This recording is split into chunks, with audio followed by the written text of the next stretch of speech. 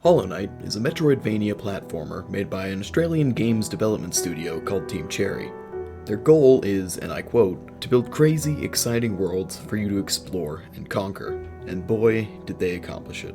Team Cherry has made 3 games, I think: Hungry Knight, Silk Song, and the focus of this video, Hollow Knight. Hollow Knight has overwhelmingly positive reviews on Steam, boasts 40 hours of gameplay, unless you're me, in which case it's 200 hours, has a great soundtrack, beautiful imagery, and multiple endings, all for $15. Well, that's if you don't include the 7 controllers that you're going to snap in half from pure malice and hatred towards the mortal plane after you get jumped by a gang of primal aspids while searching desperately for a bench that apparently doesn't exist. But with that being said, I should probably get into the meat of this video. Hollow Knight's gameplay can be broken down into a fairly simple loop.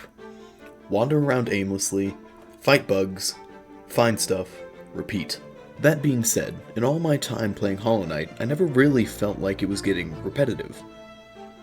The enemies were always new and fun, except for the primal aspids, of course. Every new area I found always held some useful loot or fun boss. The platforming can be a little frustrating sometimes, but most of the time it is absolutely infuriating. Once you beat the game, there's plenty of other things you can still do. I'm 200 hours in and still haven't gotten a 112% completion file because there's just so much stuff to do. And it always does feel fresh, in no small part due to the atmosphere in this game is so enchanting. Every new place you visit always has some beautiful music, and I mean, seriously, it is some good music. It's almost worth it to die to the Mantis Lords again just to listen to that sweet battle music one more time. And just the incredible scenery, every area unique and special in its own way. I even had the Blue Lake as my Windows wallpaper for a while. All the characters had their own personalities, some great, others not as good. Even the small details, like those weird flying things in the background of the Queen's Gardens bench, and that gramophone that played soothing music as you just sit there and watch the night slowly drift to sleep. It just brings so much life to the game.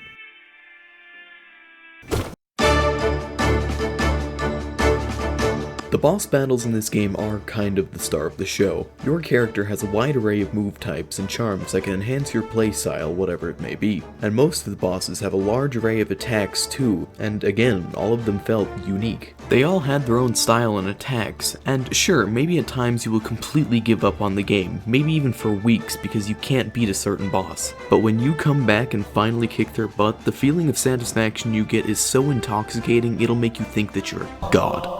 I remember my first time playing Hollow Knight. I was a complete noob, and after dying to the first Hornet fight for the 50th time, I gave up and didn't play the game for at least a month. But then, quarantine hit, and with nothing else to do, I picked up the game again, and completely destroyed her on my first attempt, which made me feel so powerful I went on to beat the entire game in 3 days.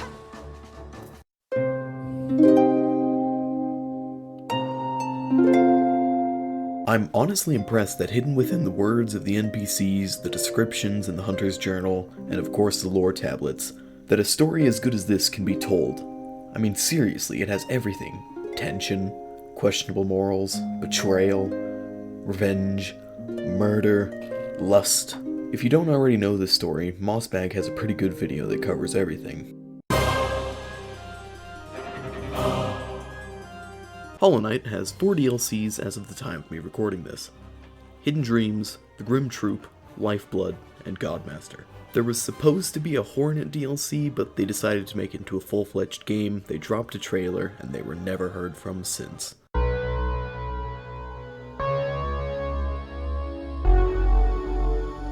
Every one of these DLCs fits so nicely into the game, and it doesn't feel like Team Cherry is just adding things for the sake of adding things. I would have happily paid $5 for the Godmaster DLC, but they added it for free. To me, at least, this shows their dedication to making a good game first, and a profit second.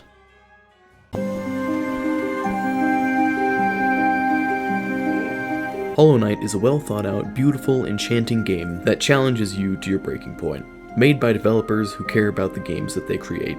And that's why I'm happy to give it a 9.5 out of 10.